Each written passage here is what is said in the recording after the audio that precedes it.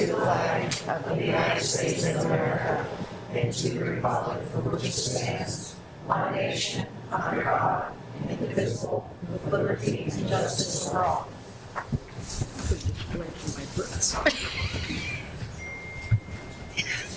I'd have to do it tomorrow. You want to do a roll call, Bonnie? Mrs. Cerrucci? Here. Mrs. Delaney? Here. Mrs. McBride? Here. Mr. Ritter? Here. Dr. Singh? Here. Mrs. Warning? Here. And Mr. Williams? Here. We want to do Collins or we want to do Dr. King? Yeah. Okay. Where is it? Over here. All right. Dr. Kane is not on the agenda, but we are going to start with Dr. Kane and his presentation of his outcomes. Welcome. First, we want pictures of the baby. I'll save the pictures of the baby for the end. So, actually, I'm lying. I'll show you now. No, I had an easy accessible one. So cute. Aw, he's a new dad. Gateway School District class of Oh man, don't even. 2041. Oh my gosh. That's tough. Mika, are you going to click for me? Micah. Micah. Yeah, yes, I will. Okay, perfect. Well, as Leslie said, I'm Dr. Kane. I was the contractor consultant with the district for about the past year, and I'm going to present my findings and recommendations. Next slide. So to start, kind of just an understanding of what I'm going to talk about while I'm here. So I'll review the process that we engaged in. I'll offer definitions for diversity, equity, and inclusion. I'll identify the overall challenges that I observed during my time within the district. I'll also highlight concerns at the K through 4, 5 through 8, and the high school level specifically. I'll provide recommendations for improvement, and then I'll close it up with possible opportunities for employment or staffing to help move this forward. Next slide. Can you all see this up here, okay? So on this slide is a timeline for those who weren't familiar with the work that had taken place. So about a year ago today, I had my first meeting with the school board. Will select members of the school board who are in attendance about what exactly had transpired in the past, how we wanted to attempt to move forward, what that looked like, who needed to be involved, all of that. From that until about October, Jack and I worked through some personnel changes within the district to get a contract formally created. Andrea, I believe you joined us around November, and so I had a formal contract and we were able to start. November, I presented my outline in this room or amongst these individuals of what I wanted to accomplish, who I wanted to talk to, why it was important to talk to them, and then of course, how I wanted to present the final findings. And in that same month, Dr. Chakey, who by that time I figured out how to pronounce his last name, and began to assist me in scheduling meetings, developing itineraries, with our first meeting being with the Equity Committee in December. And then over the winter break, Jack Bova, board chair, Dr. Short, myself had a meeting upstairs in this room, kind of to plan out our approach for the winter semester beginning in January, because we had realized it was important that we told teachers sooner than later when we were going to need them to be in my presence for me to get information from them. And then throughout the spring, I continued to engage in those stakeholder meetings. And then in April, I presented my initial draft of findings to members of the board who were able to be in person. And after rescheduling, I'm here to present the findings today. Next one. Key stakeholders that were engaged throughout the process. So I've already referenced the equity committee. It's assumed that the board was a part of that process. Teachers, to me, were the primary audience and individuals that I needed to engage because the teachers are with the students every day. They hear things, see things, they support them through things. Administrators were important, but there had been some turnover. There had been some administrators that were in new roles, new buildings, etc. So I wanted to acknowledge how some of their experiences could be saturated. And then community members, parents, community members, retired teachers, etc. This was probably underwhelming group because we didn't have the representation I had expected and hoped that we would have. But I think that those who were in attendance provided really good insight in favor of, and I would guess I could say against, but I think when we left, we all kind of had an understanding of why this was important and in the best interest of our students. Next slide. And so here I'll introduce some definitions, and it's important that we understand what we're talking about when we talk about diversity, equity, and inclusion, and have a shared understanding of how that work was being done by myself. And so diversity is who we are. Listed on the screen is essentially your typical, anti-discrimination policy when it lists all the protective classes.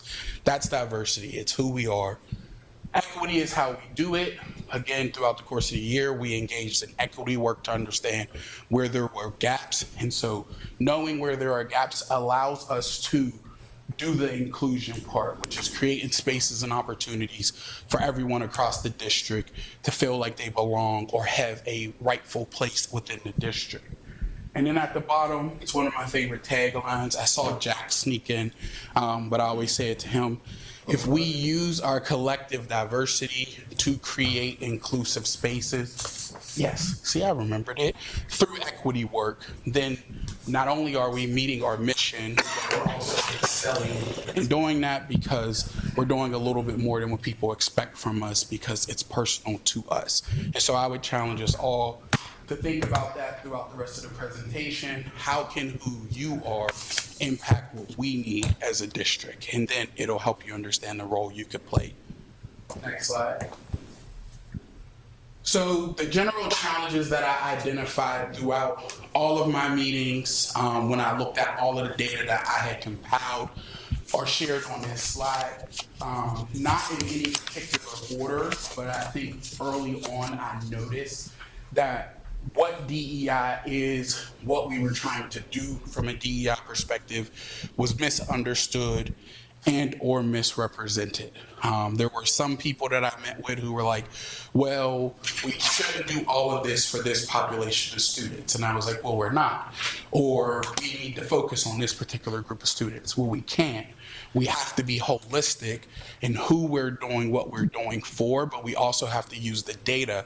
We have to use the information we have at our disposal to inform how we're doing what we're doing. And so we spent a lot of time talking about that with each stakeholder group because people came in with their own preconceived notions. And that makes it challenging for me when I'm trying to get accurate information when there's not an understanding of what exactly I'm looking for. Student belonging wasn't being holistically engendered. If you've taken the time to look me up, which some people may have, or if you've been in my presence, you know, that's the premise for everything I do. I work in higher education, been doing it for about a decade. So Mary Beth, if I changed careers, thank you for that vote of confidence. But it's important that, what'd you say? I said that was our sidebar. Yeah, that was our sidebar. I needed that though. Sense of belonging is the single most important piece of student success. There's research from all across the world that would argue that. In Gateway School District, there wasn't a holistic approach to sense of belonging. There was an idea that if we invite them into the school or if we allow them into our district, then they should feel like they belong. But if I don't speak the language, or if I don't understand the culture, or if I don't understand the expectations, I can't belong. And some examples of that were specific to, of course, international students, refugee students, students who came from districts that operated at a different academic level than Gateway, but also students who come from different family types and family backgrounds. A student with a single parent at home is entering the school with a different capital than a student who comes from a two-parent home or a student who has grandparents close by. And so all of those things weren't being considered when certain decisions were being made and things were put in place. Communication, every time this came up, I kind of chuckled because it's not just an K through 12 thing. It's not just an education thing. Like, if there's not good communication in any system that we're operating in, there are going to be challenges. And throughout this process, there were several times when there were communication errors that even impacted how people were able to attend meetings with me, or the availability of people when scheduling meetings because something got lost along the way. But thankful to Dr. Chakey, we were always able to offer an alternative, and I think the pandemic offered us Zoom, and so when all else failed, we used the Zoom. Lack of capacity amongst faculty, staff, administrators. We're asking people to commit to doing this work while also being really good at the job they were hired to do originally. And so equity committees within the schools, these are teachers, these are school personnel who are doing a job full time. And we are also asking them to help us with this.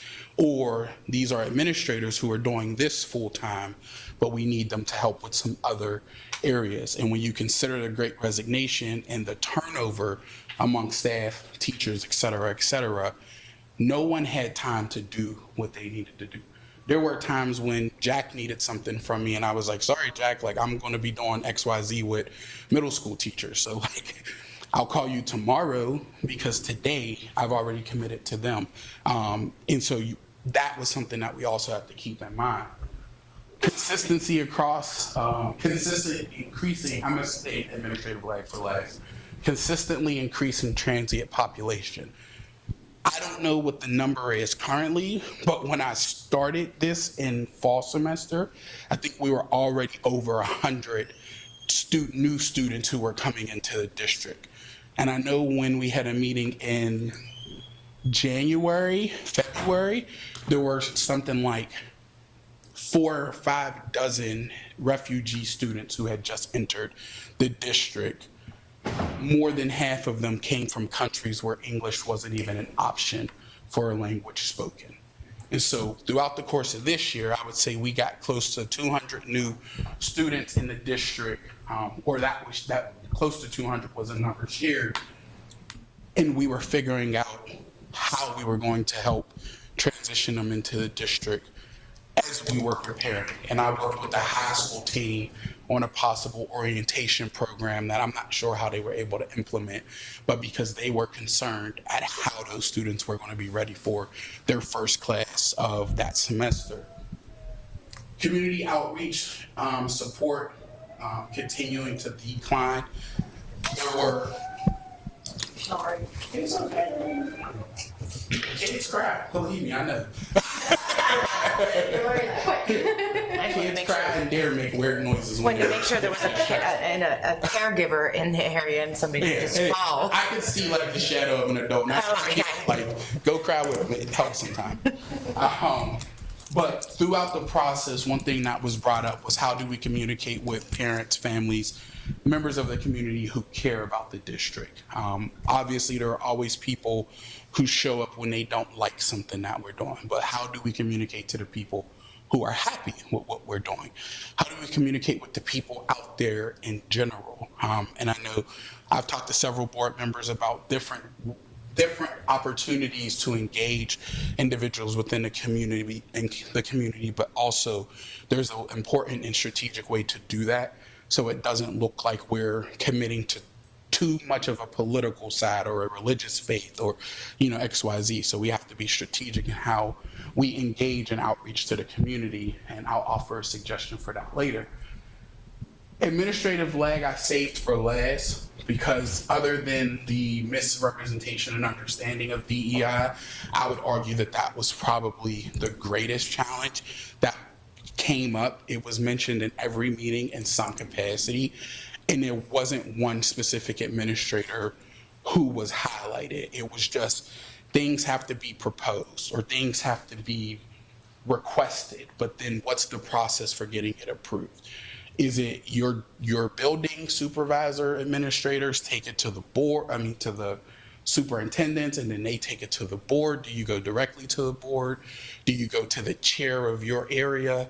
There was a constant misunderstanding of how certain books would get approved to be used in a classroom. And then I found out that there wasn't even a process for books to be approved. There was just a misconception that they needed to be approved. And so those type of things really created a lot of the issues with communication, misrepresentation around DEI. If that's my wife, tell her I'm sorry. But that was really important to understand, especially when I met with administrators, because I needed to understand where the lag was with them while not making them think that their particular building staff had outed them. And so even when talking to school personnel or school administrators, I was like, okay, so how do books get approved? And there were people who were like, oh, well, this is the process. And other people were like, there is no process. And so even in that room, we were able to unpack where there had been some misconceptions. And so to me, as long as there's administrative lag, these other issues will persist. But I think throughout the course of the year, we've been able to address some of that lag. Next slide. So here are the challenges specific to K through 4 and then 5 through 8. And they're not very similar, but the way that I explain the recommendations will explain kind of why I have them on the shared slide. And so at the K through 4 and in the elementary schools, Cleveland Stewart. Yes, I promised I remember the name of that school that I didn't know existed. Cleveland Stewart included. Teachers were afraid that if they spoke about different topics around identity and the students that were in their classes, that there would be ramifications negatively for them, whether it was talking about the difference between boys and girls or race, or some people celebrate Christmas, other people celebrate Hanukkah, some people celebrate Kwanzaa. Topics as simple as that were topics that teachers felt like they had to stay away from. And some of those teachers who were also on equity committees felt like, I'm being asked to do this strategic thing here for the district or for the building or for the school, but in my own classroom, I'm not even allowed to talk about X, Y, or Z. The limited representation within the elementary schools, whether it was the teachers or administration, I noticed in my second meeting with the elementary school that there were very few men, and there was no teacher of color, of any race. Every teacher at the elementary school that was in a meeting with me was a white teacher, and I would say 95% of them were women. Not saying that that's an issue, but when we talked about some of the issues behaviorally or issues the students were having expressing themselves, it would lead one to believe that that was because there was no other type of presence in the building to offer a differing opinion or a differing example. The critical review of class activities and reading materials, this goes back to administrative lag. Teachers were waiting to be told that they could design bulletin boards a certain way or design their doors a certain way. One example was given, that was Halloween, where teachers in a particular hallway of a school wanted to decorate their doors for Halloween, but they never got approval to decorate their doors, but then the principal's office was decorated for Halloween. And so it was like, it feels like we're not embracing the time of year that it is, that we're encouraging our students to celebrate healthily and happily, but like we just never got a response. It's like Another example. Communication issue. What'd you say? Oh, that sounds like a communication issue. Yeah. Additionally was, again, back to books, but also interactive activities that allowed students to engage. I don't want to say group play because that sounds juvenile, but I mean, elementary school is juvenile at times, where students would be able to engage with one another to advance their critical thinking skills, their decision making, etc., weren't approved or were approved with hesitation, not considering what that would mean for a student's development, which feeds right into the next challenge, which was elementary school is, in my opinion, some of the most formative time in a student's academic journey. And there wasn't much opportunity for formation beyond what was very straight and narrow. And this worked for this person or for these people for however many years. And so we're going to do everything according to this way. That contributed to the final bullet, which is the 5th grade transition from the elementary school building to the middle school. And you'll kind of pick up a trend. I'm a storyteller by trade, and so most of my bullet points feed into the next one. It also helps me with my ADHD. But the transition from 4th grade to 5th grade in the middle school was one that a lot of the teachers in both the middle school and the elementary school felt like students weren't being appropriately prepared for. Whether it was the difference in expectations, the difference in behavior, and then for the first bullet for middle school, the use of inappropriate language and the difference in how students engage and speak with one another. Now, I'm not going to stand up here and tell you that 5th graders were saying vile and foul things to each other in the hallway. But what I will tell you is that 8th graders were saying foul and foul things to each other in the hallway, and 5th graders were hearing it. And sometimes 5th graders were getting roped into it. And on several occasions, there were examples given where there was conflict between 5th graders and 6th, 7th, or 8th graders that teachers or the dean of students in the middle school had to get in between, because you don't want a 6th or 7th grader fighting a 5th grader. So that was a challenge that was brought up. Another point related to that was how students spoke to one another within their own cultural identity with the use of slurs or inappropriate language. If you have a LGBTQI plus student who's using the term gay or the F word towards another LGBTQI plus student, if we're saying that's inappropriate in a district, shouldn't it be inappropriate between those two students? And how do we handle that? Obviously, another example given was the use of the N word, and how do we address that and manage that? As I said to the teachers, if there's a policy stating that the language is prohibited, then the language is prohibited. And that was one of those things where there wasn't a formal policy because there was COVID, and some of these things happened through that transition. But also, when it comes to DEI, everyone's afraid to bring up the topics. I'm not afraid to bring up the topics because I think they're important to talk about. And so I welcomed and was appreciative that the middle school staff brought that up. The social interactions that were negatively affecting students' academic focus. Middle school is when you see more students start to face suspension, in-school suspension, out-of-school suspension, other type of behavioral ramifications that take them out of the classroom.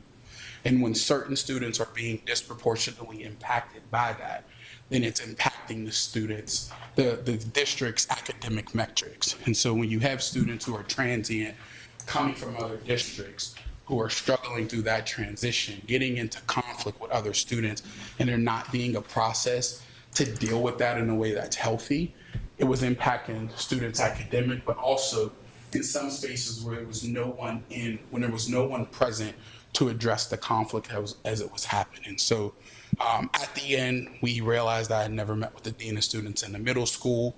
So I met with him independently, and one of the things we talked about was he can't be two places at once. And so if he's being charged to handle the conflict, what happens when there's multiple conflicts at once? What teachers or other school personnel are being empowered to serve as conflict mediators? And if they're not, is it because we don't think it's necessary? We don't understand that there are challenges there? Or do we have teachers who are afraid of what conflict resolution and mediation may mean for them? No strategic opportunities for students to support one another. Mentorship was huge across the board. I personally think asking elementary school students to mentor one another is silly because my nieces and nephews who are at elementary school, they can't even figure out how to share. And so I feel like at middle school and high school, that's when we should start looking at that strategically. And so I think providing an opportunity for students who have been with the district and been successful according to our minimal standards to serve as mentors or buddies to students who are transitioning in. I think it would help with some of the behavioral concerns. I think it would address some of the use of foul or vowel language because sometimes when people feel pressured or like they don't fit in, they do the thing that they know will help them stick out the most. And so giving them a way to feel connected and belonging before they decide to stick out is something that I think could be beneficial, but obviously something that was missing in the middle school building because it's just one building. And I rode past it the other day. It will be a beautiful building. So we want to make sure we're supporting students and maintaining the aesthetic of that building. Limited extracurricular opportunities due to transportation. At this point, I'll ask all the board members to zone out, and I'll talk to the people who aren't going to throw things at me for bringing transportation up.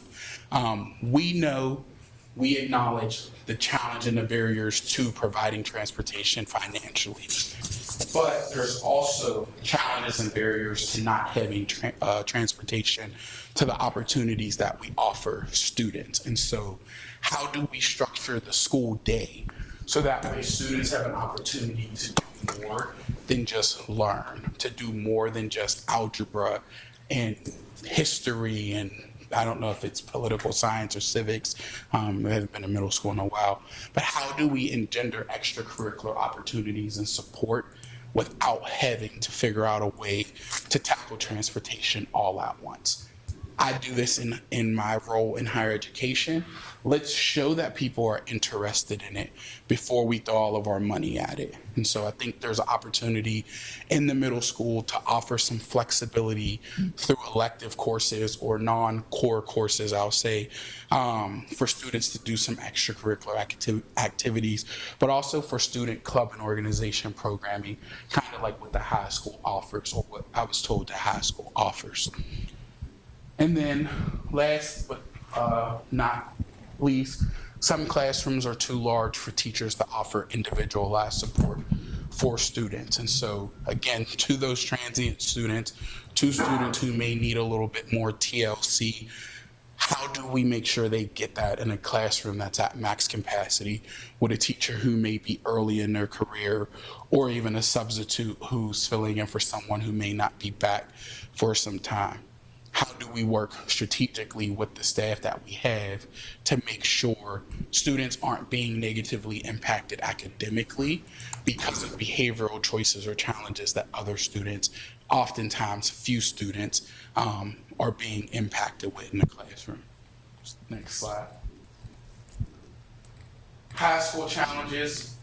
High school was a unique group within the district, and I've been open about the fact that to me, Gateway is not a district that is doing everything wrong when it comes to DEI. They're actually doing a lot of things really well. And in the high school, you get to see some of the things that are working really well, but of course, some of the things that are challenges are magnified a little bit further.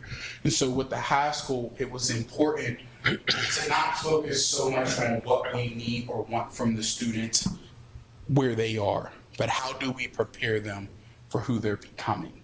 How do we help them be more than what they are in that moment through development, through education, through sport, whatever it is they may be looking to do? And so with the transient students, how do we make sure those students are coming into the district and can be successful and graduate without us having to take all of the students who've been a part of the district for some time and push them back? We can't delay the Algebra 2 lesson while we're waiting for a student to understand what Algebra 2 may be like in our space. But how do we make sure that there's, during the day, academic support like the Writing Center, a math lab, I know things that used to exist prior to the pandemic, but again, with staffing challenges, may not exist in its previous form. How do we weave some of that back into the high school so that way our students who need the additional support can get it, but also the students who have been with us aren't being negatively impacted, especially the increasing number of ESL students. Again, we can't tell them they can't start school until they can speak English, at a 5th grade level, but we have to make their access to the education equitable until they get up to that level of English speaking. Lack of in-school resources, I kind of referenced this already, but the Writing Center, credit recovery was something that kept coming up, and I was confused because I was like, high school students don't have credit, but they meant classroom credits and the opportunity for students to take additional courses or engage in additional academic opportunities to make up for a class they may have done poorly in. I'm also very disappointed none of you all laughed at the credit joke. But making these resources available during the school year or immediately at the end of the school day because of the lack of transportation. We could argue that it's the responsibility of the parent to get their child to and from after a certain point, in that our high school students should be mature and grown enough to walk home or walk to a bus stop or anything like that. But we also have an obligation to keep them safe. And so how do we do it in a way that's creative? Bonnie, I believe you do transportation. So how do we do it where the expectation for students are that if they sign up, they go. And if they go, they behave. Because that was one of the things that had come up, was that when people did use the bus, they made it like a pain in the butt. And so how do we hold students accountable for what we expect from them? So that way we don't have to take those resources away from the students that really need it. It also came up in relation to like after school sports activities. Like we know the varsity sports, they're different, they're in unique circumstances because they're organized and there's additional support available for that. How do we make the non-varsity sports like the running club or the outdoors club, those type of clubs and organizations have access and accessibility as well? Is there an opportunity to engage members of the community who may have access to that? I know at my school district, in an organization I'm on the board of, there's a guy who's a bus driver for a company where the bus drivers get to keep the bus outside their house. It seems very sketchy. But our lawyers checked it out, and it was legal, and we were able to hire him as a contractor for very, very cheap to just simply pick kids up from the site and take them to a site where their families could pick them up. I believe it's a church. And so something like that could be possible, but we have to engage members of the community that have access to those resources. And right now, I don't know that we have someone who could commit their time to that. Not yet.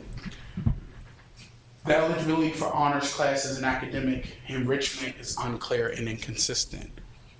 Yes, we want all of our students to get to a point where they're being successful. But how do we make sure the successful kids don't get stuck? Because that's a part of the equity work that we have to do as well. We can't keep the strong and high achieving students stuck in place. So we have to make sure that we know what type of honor courses, what type of academic enrichment resources are available for all students. But it also can't be the students that we hand selected in 9th grade because they fit what we were trying to promote and push forward. So how do we create a process that clearly outlines how a student gets into honors courses, AP courses, academic enrichment courses, and that we have the resources available to support those courses, whether it's the teachers, the funds, or again, the access. Student leadership opportunities limited within the district and community. I've said this once, I'll say it every time. I just refuse to believe Chick-fil-A is the only leadership opportunity for our students. And I love a number 3. But it's not they're not the only ones. I know there's a YMCA down on 286 Golden Mile Highway. Of course, that's not super close to the school, but who are the entrepreneurs, the nonprofits, these small starter organizations that have people who are retired teachers, retired administrators leading them? And like, they don't have a fancy building, or they don't have, people writing $500,000 check annually to them, but they care about kids, and they're committed to getting them opportunities to be successful, to closing the gap, whether it's academically, socially, whatever it may be. How do we engage them? Because as a college administrator, I was disappointed that I didn't see a single Gateway student like on our accepted students list. Now that could have changed, but I was like, why don't we have Gateway students? Why aren't we going out and looking for students from this district? How can we make sure that we're using our resources to support this district, so that way we know that they have students that we want, but more importantly, that they have students that we need? And so there's an obligation for us as colleges and universities to work down with the districts to build up the students that you all have. And some of that is by leveraging our own community resources. And I can't go on the record, and won't go on the record today, about what that may look like where I work. But I can tell you that there are colleges and universities that are committing to school districts in regard to that. And so I think those type of leadership opportunities, we sometimes call it coaching them up. Of course, it's mentorship, but sometimes we have strategic partnerships with corporations or 503c, whatever nonprofits are categorized, that say this student will do service hours with you, and that will count towards their scholarship status with us. And so I think it's important that we figure out how to get that pin off the ground later, but more importantly, how to get leadership opportunities for Gateway students, both athletes and non-athletes. And then last, certainly not least, this was the case in my time with the district, and it was the case for a reason, because legally I can't talk to students without getting permission slips from their parents, and that was just would be really challenging to find the time for all the kids to show up. But student voice wasn't and has not been being utilized in decisions that impact students, whether it's transportation, whether it's in-school curricular activities, whether it's how we celebrate or acknowledge specific holidays, days of observation, student identity, whatever the case may be. Most decisions are made by the people who have a responsibility to do what's best for the students, and oftentimes we don't take the time to talk to the students. I did get to spend some time in the cafeteria. I think the high school principal, Justin Stevens, is that right? I'm good, I'm killing it today. Principal Stevens and I spent some time in the cafeteria 3 different times, and I got to observe the students interacting with one another.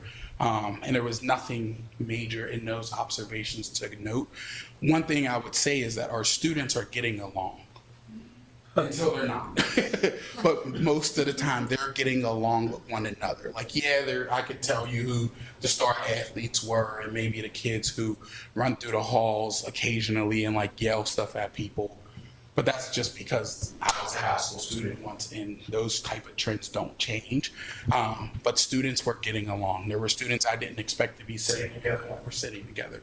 And so again, the issue is not so much that there's conflict amongst our students. The issues are more so that our system hasn't been designed for the diverse students that we have today, regardless of what that diversity is for them. Oh, and then at each school level, there's a passion for the work. So that was really inspiring to know that there are people who work in the district currently who have done some things, but also people in the district who are willing to do more if capacity is made for that. Next slide. I thought I put them to sleep. And so recommendations for improvement. Now this slide looks a lot more packed than it did when I crafted it, but I promise you it's not as much as it looks like. And so there needs to be a strategic and comprehensible vision for DEI and equity work. Jack knows this, Dennis knows this, Guy knows this. I don't like the term equity work. To me, it's very vague. It just makes it makes it sound like you're doing something. But for the purpose of this, it was the easiest way for us to all stay on the same page. Going forward, there needs to be a comprehensive vision that is put together that says, this is what this looks like for us, and this is how we're going to commit to it. And it doesn't have to be a bunch of measurable things that says, like, in 2 years, 90% of our ESL students will be English speaking at a 10th grade level, because that's subjective. If they don't practice when they get home, then it'll make it look like we're not doing it. But there needs to be something where if everyone in this room decides to go to Bali and never come back, whoever picks it up knows where you started and where you're trying to go. Identify consistent professional development and service opportunities to enhance understanding and address existing gaps. There is an opportunity within this district to provide opportunities for professional development for teachers and administrators that goes beyond what we have to offer. There are resources for free within the community for teachers who want to better understand what culturally relevant pedagogy is, for teachers who want to understand how to work with students on the autism disorder spectrum, how to work with students who are LGBTQI+, how to work with students who are refugees. These things exist. And if we don't tell teachers, we encourage them to go, whatever it might be, to the thing that they care about, they're simply not going to do it. So we have to reevaluate what professional development and in-services look like. Establish an orientation process for new students and families to transition to the district. No student and family should come into Gateway and not know what Gateway stands for. First thing I did was read that mission and vision plaque that's right out there. And in that plaque somewhere, diversity is listed. And so anytime someone said, well, why are we doing this now? No, we were doing it whenever that plaque got hung too. We just got lost along the way.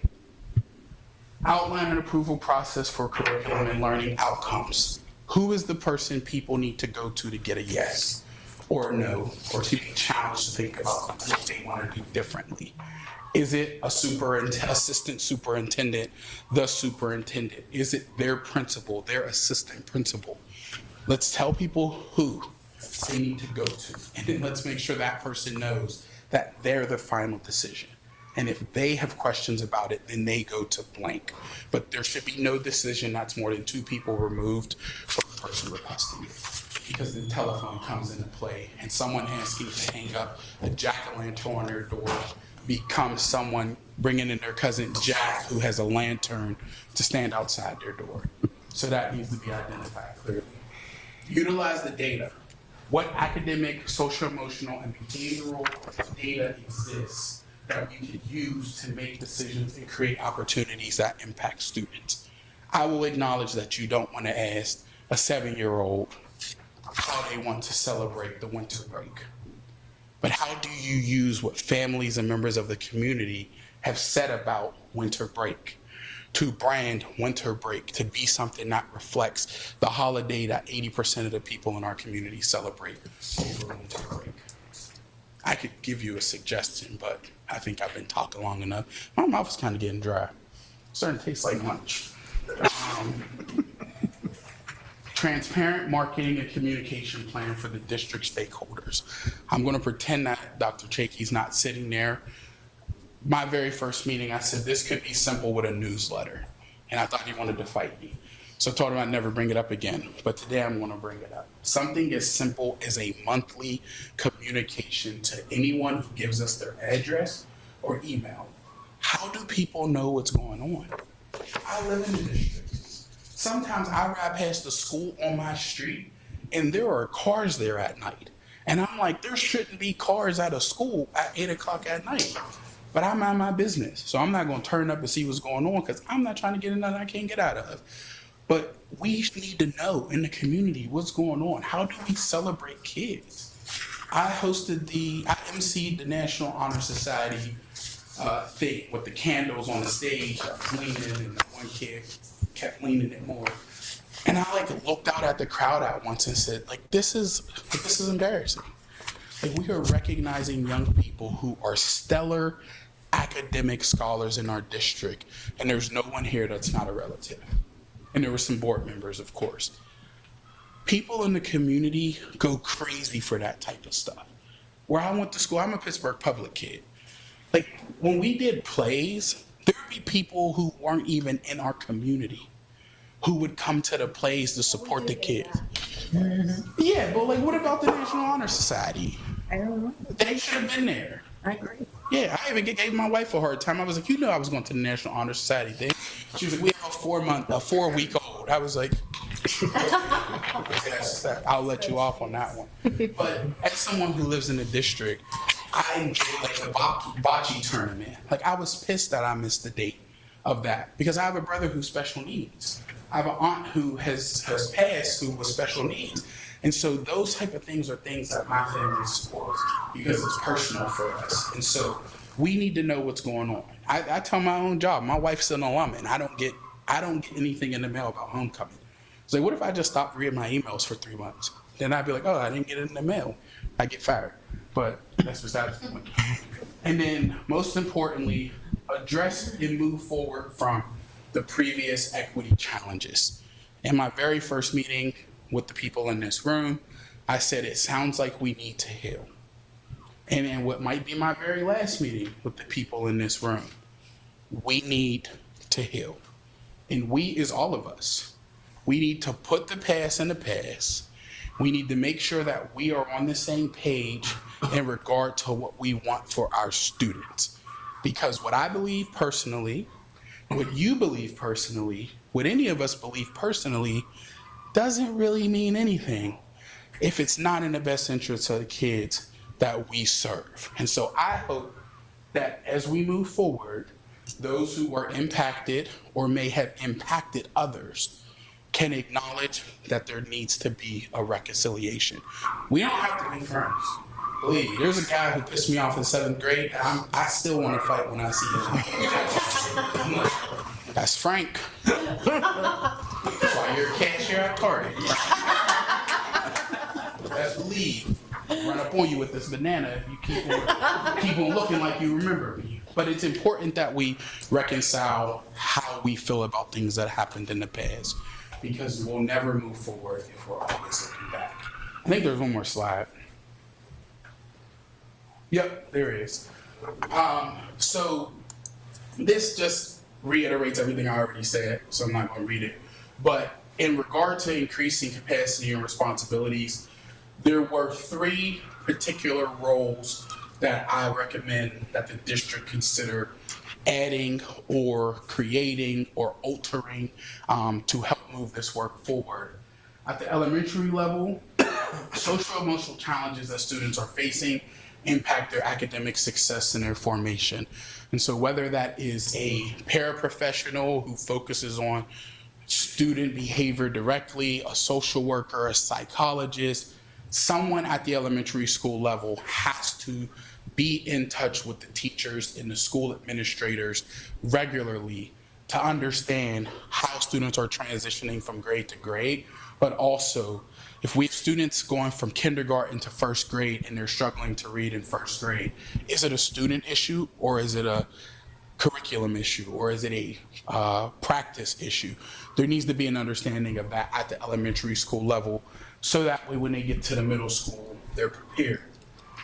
At the middle school level, I think the dean of students' responsibilities need to be explicitly outlined so that way he doesn't feel like he's being everything for everyone. And I say that as a dean of students. At times it's easy to say, well, I'm in charge of students in this space. And so we just do what seems like it makes the most sense. I think that role needs to be very specifically outlined to address a particular type of behavior or behaviors so that way an additional role can be brought in to focus on addressing student needs and creating an inclusive environment in the middle school. If the dean of students is going to address behavioral needs, then what's social emotional need? How can someone address the social and emotional needs at the middle school? Dr. Chakey and I have spoke about the grant from PCCD that the district has and how that position could be used to address this concern, especially since that role would be a school social worker type of role. Full disclosure, I was a school social worker before I decided to go into higher ed. So I know how important it is for kids who are struggling but don't know why they're struggling to be told by someone it's okay that you're struggling. We will figure it out together. I think that role is extremely important, and it's probably the most important role that I have on this slide. At the high school level, as I said several times, there's no one to engage the community in what's in the best interests of our students. So we need someone at the high school who's going to make sure our students leave Gateway and are successful. And success looks different for everyone. There are kids who will go into the trades. There are kids who want to go to college or university.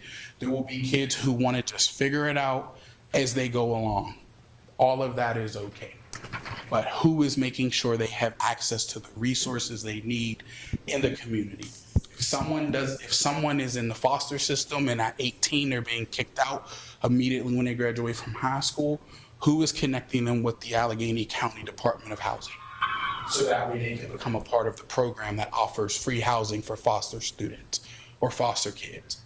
Who is connecting with Housing Authority of Pittsburgh that has a program where you work for your rent?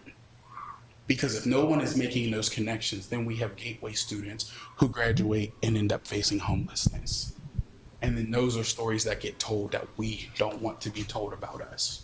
And so I think it's important that in the high school, there's someone who focuses on the partnerships, the resources that our students need to elevate to the next phase of their life upon graduation. I hope there's not another slide after this. My mom always told me I talk too much.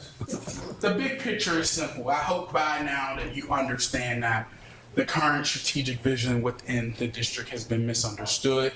And so it's important that we take this information I shared with you today and try to do meaningful work. If I try to do meaningful work, we have to do meaningful work. To move forward in creating a more inclusive school environment, I recommend the following vision statement to match the plaque over there for Gateway's strategic DEI initiative. At Gateway School District, we seek to identify the gaps in student experience to enhance student learning and inclusion while preparing our students for successful futures. It's simple, it's at like an 8th grade level, and it's something I think we all could agree needs to happen in our district. I know there's not another slide after this one, and if there is, I'm not reading it. Thank you. Boom. All right. Do I have time to take questions? Well, first of all, I almost feel like we should applaud or something. This has been a...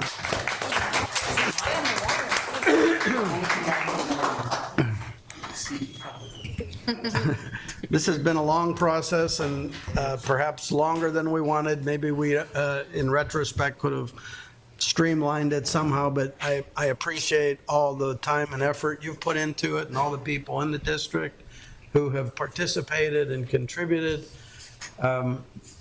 We had asked you to not just review how we got here, but give us some suggestions for going forward, which you clearly have done. I think this is our night. We have one meeting this month. I think there are people in the audience who might want to ask you some questions. Board members have had lots and lots of cracks at you, but if they have any other thoughts or questions or comments, this is the time. So let's start with the audience. Anyone have anything they'd like to discuss with Dr. Kane, suggest, review? We need another kind of committee, because sometimes what you're talking about are things we used to do in this district that we don't do anymore. And I don't understand why that happens. I don't know if we have Explore anymore in middle school. Do we have Explore? Nobody has Explore. Let me tell you, Dr. Kane, what Explore was. When my kids, who were older, lived over by me, were in middle school, they had a period during the course of the day called Explore. We're talking about buses. That becomes a real logistic financial issue. Explore was a period during the day where you could do a lot of different things. My daughter learned a skill in a school that she used to this day. She learned calligraphy. So that period was a period where it was fit into the schedule, and every 6 weeks, or every 9 weeks, excuse me, every 9 weeks they would change that, what they would offer. So that changed, I mean, you don't have to have a bus to do those kind of activities. So that's something we did. Now, I think what happened is when we got into the standards and state assessment day, and they got all the pressure about the PSSA and the Keystone exams, that's when it got shot by the wayside. But that's something we did that was very successful. So we don't always have to reinvent the wheel, we just have to revisit what we used to do. We also did something in this district. Kids need to think about, what do you want to do when you grow up? When we were in junior high, 8th grade, we spent half the year thinking about, what do you want to do? Right? So that gave the kids a direction, and everybody knew what this kid, if you want to be a social worker, what do you have to do to become one? You know, so it gave kids direction. They brought in speakers, they brought in people, and those kind of things are things that worked and somehow got lost. So I think sometimes we need a committee to go back and revisit what we've done, what we're doing, and what we can do. And one of the things that came up, and I don't know, Mr. Morales, if you ever uncovered the folks that were on the Gateway Foundation. Yep. But one of the things is money is always an issue. We used to have the Gateway Foundation, that became defunct. That came up again about revisiting that. That's one way to bring funding into district use to some of these programs that you can't necessarily squeeze money out of the stone when it comes to budgets, but we could go to other people. Like you're talking about community, and there's foundations and all kinds of good people out there that provide, and you can do some of these programs that we can't do now. I think mentoring is huge. And mentoring doesn't always mean, I'm not real thrilled about middle school kids, mentoring middle school kids. Don't know them as much as we have at that age level. That's probably not the best idea. But high school kids mentoring the younger kids is great. And the community mentoring is great. But mentoring program is something you can get money for through a foundation and create these programs. There's a lot of options. The district doesn't have to be the only one that gets these solutions. What frustrates me is when we have community people coming into this board meeting and expecting this district to fix absolutely everything that's wrong in society when they're part of the solution out there and they have to squat instead of saying, All right, Ms. Boyes, if I may, just, of course, everything you're saying is appropriate to our meeting, but Dr. Well, Kane in particular, do you have some question? I agree with him, but the thing is, you hit a lot of stuff. And I think, do you not agree that you can't solve this just internally, that this is gonna take a broader brush? Yeah, and that was why I made the high school role focused on community explicitly. I mean, like when you talk about the community mentoring, like the mentoring partnership of Pittsburgh gives grants, it has mentors that it sends out. And so you have to have someone who can engage with those individuals, because the people that sit around this room today are teachers, even our principals, they just don't have the capacity. And sometimes when you go into those spaces as someone who sometimes has to represent my institution, they expect you to have a command of what is wrong. And so I think it needs to be someone's full-time responsibility to engage in that type of dialogue, and as well as what you talk about, like all the things we used to do. There's not a great institutional knowledge base. Like there are people who've been around for a while, but I think there are people in the community who have not chose to show up and help. And so how do you engage them and let them know that they can be a part of the solution? Because no one ever wants to hear that they're a part of the problem. So I agree. You agree that we need a broader committee of people? We need people who are willing to do the work, or who are willing to work in favor of Gateway all the time, not just when it's convenient for them. In addition to the board, I mean, I've got to work with the board a lot over the last year, and they've invited me to things that they're doing in the community. But there are people who are committed to doing this that just haven't been invited to the space. And some people, I have a belief that everyone who works in education is a slight narcissist anyway, because they want you to tell them how great they are before they agree to help you. And so there are people out there who want us to say, oh my gosh, Bill, you're great. Not Dr. Short. Bill's my default guy name. We need you to come and help us raise $100,000 for this. Bill's been sitting on his porch for the last 20 years smoking cigars, waiting for someone from Gateway to show up and tell him how great he was. And I know that because we have alum at my institution who they're just waiting for a postcard with a picture that says, Sally, we've been waiting for you. And then they show up with their cape on to solve all of our problems. So it's what we need, but we have to find someone who's willing to put their pride aside. So what do you think the next move should be? I think the board has to discuss how they want to proceed with the roles and recommendations that I've outlined, and then seek to identify the possible job description, what that role would look like, and of course how that role would be compensated. And then that person could then begin doing that work. It's not a tough job. You just have to have tough skin to do it. So you're talking adding, besides social workers, which a lot of what you listed, it seems like social workers are key to this goal, or that's part of the guidance too. It's just an easy framework to use to build a job So description. you're looking at an additional person, if I'm understanding you correctly. Those were three different people, Three different but people. acknowledging Dr. Chicky's As the head. CCD grant could Yeah. support one. Correct. Right, so okay, that's what I was trying to understand. You're talking specifically those three additional, because actually three didn't look like that was enough. Yeah. Not specifically persons, but roles. An existing person could take on such a role and give up a different role that they have, whatever.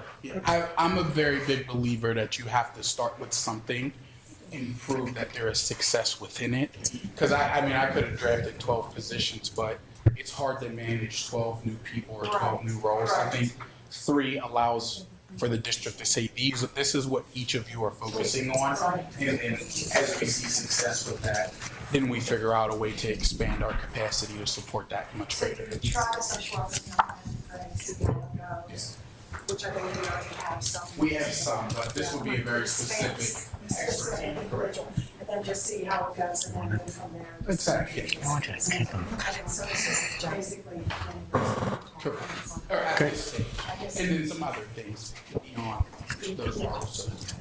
Bye, Mrs. Cerrucci. I love this orientation process Oh, for yes, new yes. students. I think that's fantastic because I just wanted to say, my question is that already implemented? The high school, a committee at the high school worked this past January to do something. Okay. But I wasn't able to get all of them together again to see what they did. Okay. But I believe that the high school is going to continue to explore that, and then if they could figure out a way to make it work, kind of expand it across the district. It was something they were really passionate about because each of them were kind of tasked with supporting the transient students at the high school. Right, exactly. Several times this year, my sophomore was nervous. Welcome to the future of the Gateway School Board. Literally a year. Yeah. And he, like, so-and-so doesn't even speak English. I was like, using it out. Yeah. Like, literally speak like it, and that's terrible. Like, we don't have ESL teachers, and he was like, what's happening to me, you know? And that's what ESL's tough. It's probably one of the hardest specialties to hire for right now. That's why Duolingo's raking in the bucks they are at this right now. But I think I have a friend who works for Duolingo, and you have a lot of teachers who are trying to get certified to be ESL trained, so that could help over time. We have a teacher shortage in general, so I think that, yeah. Dr. King, will you still be available to us if we, you gave us your phone number. Was that bad? Are you going to change it? Like, are we There are several good? times throughout this, I wish I didn't give myself. But you all can discuss if you still want me available. I told Dennis that we are working on something with that PCCD grant role. So I gave you all this, and so I feel like I have an obligation to be available to help you where you see fit. So. Well, wonderful. Thank you very much. Your presentation was wonderful. Your diligence, your inclusion of every stakeholder to your best of your ability. Can I ask him one more question before he runs away? No, you live in University Park, I might track you down. Good luck. I'm gonna say that. Oh, you be so. I have a 13-pound Shih Tzu that's vicious. You were talking about data. Yes. And people have a tendency to get emotional versus looking at data to determine what's going on. I've always asked this question, but since you look at the data, maybe you can clarify it for me. When you're talking about kids coming in, transient students coming into the district from other districts or coming from other countries or whatever, where's the greatest influx? Because what you do with transient students when they're in elementary school can be very different than in high school. Where are you seeing in Gateway the greatest increase coming into us? So I'll clarify. I didn't look at the numbers You didn't look at that specifically, but with the high school was where the conversation was the most prolonged, because there was a concern at the number of new students that were coming in. In terms of migrant students, refugee students, those seem to be families, and so it seemed to be that there were multiple kids, across multiple grades. But I think the greatest impact with transient students is at the high school level, because in elementary school, you can teach a student how to adjust and how to behave at the very simple level. Middle school, a little more coaching is necessary, but at high school, when I was a high school football player, you take me out of the share, put me in any other school in the city. I don't care. I'm act like I'm at the share still, because those were my people. That was my culture. That was my school, and I'm not changing for anyone. And so at the high school level, I think you have to be more intentional at tearing down those walls that are just defense mechanisms for those students, but also sometimes for their families, because most families aren't up and moving across town for good reasons. Like, you could get a job across town, you just drive. So if you're getting up and moving across town or to another county within a 25-mile radius, one would assume there's some trauma associated with that. At the high school level, I think that's where you see acting out in more aggressive type of manners be more present. It's a great school. 40 miles. It's like a prison. So, did you have a question back there? No, I think you did great. Fantastic presentation. Thank you. I'm sorry it took so long to get it done. Thank you, Like Dr. American Kane. Airlines. Thank you very much. All right. Well, I can be available if there's people in the future who have questions, and if you all want me to come back. But my wife is leaving the vet with our dog, and I just want to make sure my pooch is okay. No worries, I got I it. step out and head home. But thank you all for Thank you, Dr. Kane. Watch that cord. Watch that cord right there. Beautiful. Thanks. listening. All here. No, you can't. 2003. For 5 through 8. You want to step outside? Step outside. I have a story about Harry. I tell everybody. First team to make me not want to play high school football. School in Ohio, that's the second. They were not worse. Dr. Kane, you make me feel very old because you were in high school when I was teaching at Brashear, so. I wasn't gonna bring that up, Susan. Yep. I was gonna pretend that wasn't even a thing. So if you all need anything, you have. Thank you. Thank you. I'm not traveling again until October, maybe, so. Okay. All right, I think we have Hope Benson here. Yes, to talk about student library cards.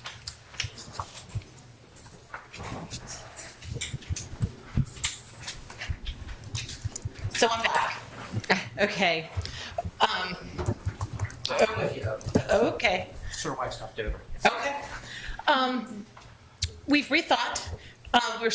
We're very committed to making sure we get library cards in the hands of the students. So we took the suggestions and the concerns that the board had last time, worked them in, we talked about about doing a opt-in for parents, listing for them exactly what information will be needed. And the parents in Skyward at the beginning of the year, when they're doing all the paperwork for their children, would be very clear on what we're looking for and be able to opt in or check no and Not get a library card. and not do it, right. Right. And I think the opt-in kind of addresses the concerns that the board had, but I'm willing, I can help too. yes, I'm sorry. That's okay. Fine, thanks, guys. Let me sign in. Please state your name. Yes, I'm Monroeville. Okay. Hi, good evening, folks. I'm Eric Poach from Monroeville Council's second ward, as well as a deputy mayor too.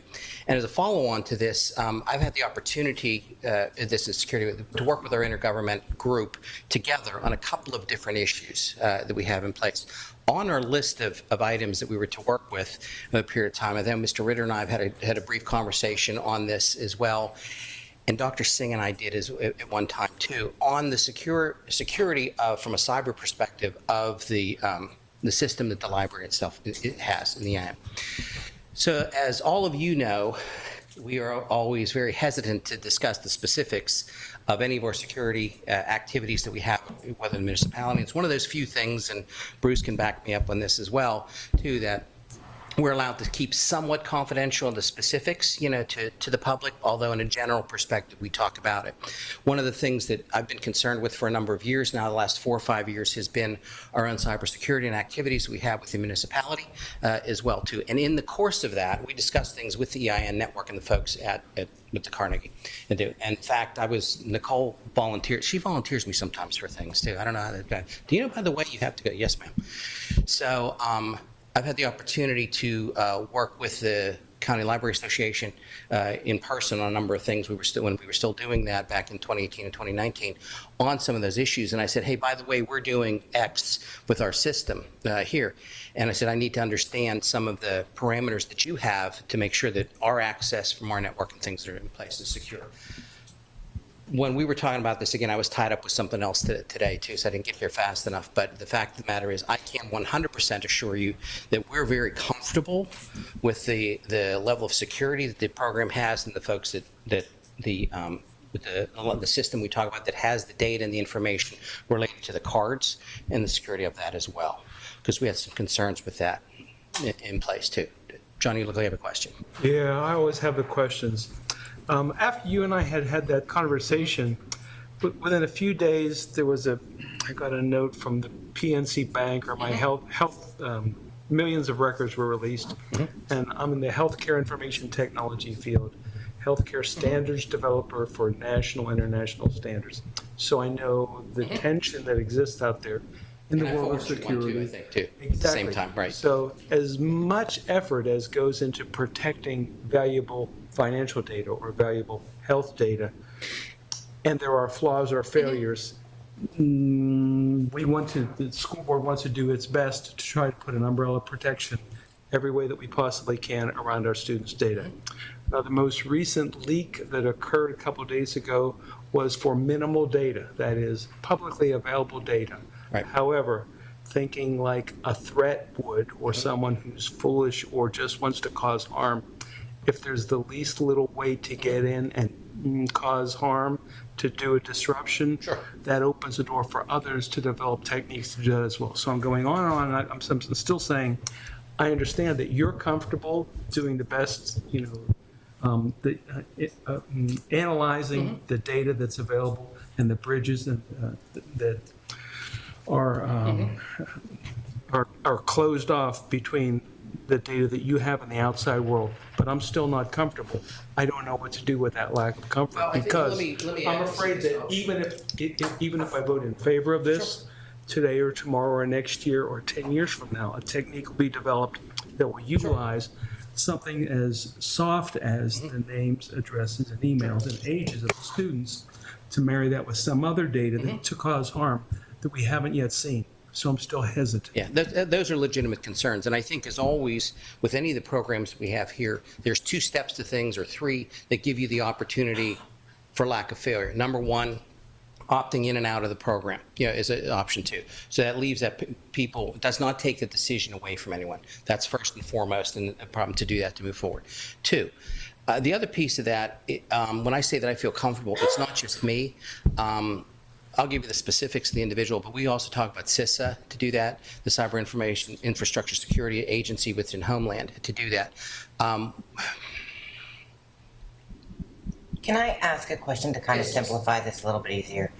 All you're asking us to do is put in the packet that would be delivered home or on Skyward that says, would you like your child to have a library card? The only difference between what you're asking and what we're doing is they don't actually have to physically go to the library, so say hello to Hope, even though you're such a lovely lady, and fill out the form. They're giving us permission to say, hey, Hope, Mary Jane in 4th grade, mom said she can have a library card. So this is literally just like a parent walking in and getting it. We're just eliminating that. We're not sharing any other data or information. We're just saying, hey, if your child would like a library card, we'll be more than happy to give Hope the information needed. A, B, C, D, that's be listed right there, that they will know exactly what we. Okay, so that's basically what we're doing. There's no other, we're not. Well, that's the front end. To John's point earlier as well too, is what happens when it's there? And that was the reason I wanted to stop over to do that. So there's another piece of that puzzle, because again, these cards allow access to our entire, to the entire ACLA network and to other places as well. So John has a very valid point. It may be in the future a certain point as simple as, a name, address, and email and stuff to do that. So number one, you're right. We're asking for the ability to opt in, continue to do that. People's individual choice, that's terrific to do that. But two, based upon CISA's recommendation from Homeland and the constant updates, we've entered into some programs too to make sure that those constantly evolving threats are evaluated too. And so is the folks at the EIN network as well. We had that discussion with them. That was my purpose to try to get over here a little earlier, sorry, just to reassure you that where it goes, after we have that and have that ability, because then the kids can go to the Carnegie and they can go to in the 18 Carnegies, any place else across, the county, in that data and information that we put in their name, address, information, ability to have a card is still very secure and as a high level piece of that. We looked at it, and I was just offering you our experience from Monroeville's perspective, is we looked very hard at what that really meant, to do that, because I didn't want to the same point, it may have been, John, it may have been another earlier discussion before we got into the program, to say, don't forget that X, Y, and Z can come in the back door, to do that. So we looked really hard to it, and that moved us in a different direction in terms of an ongoing program that we've had about 4 years of success with, to do that, which happy to discuss. We can talk to you online and opt you guys in, because it doesn't cost anything, to do that too. To check on those pieces. But you're right, Leslie, that's the ask, is by all means continue to do that. This makes it simple, and again, the folks have that choice from it. I'm just trying to reassure you too that I'm comfortable with, from our perspective, when we looked at the EIN as being an open door, an opportunity, that I don't think that it's that big of a structure, and we constantly look at it too. So I may be missing something here. If a kid goes and gets a library card at the library, I never spend 30 seconds wondering about his cyber security.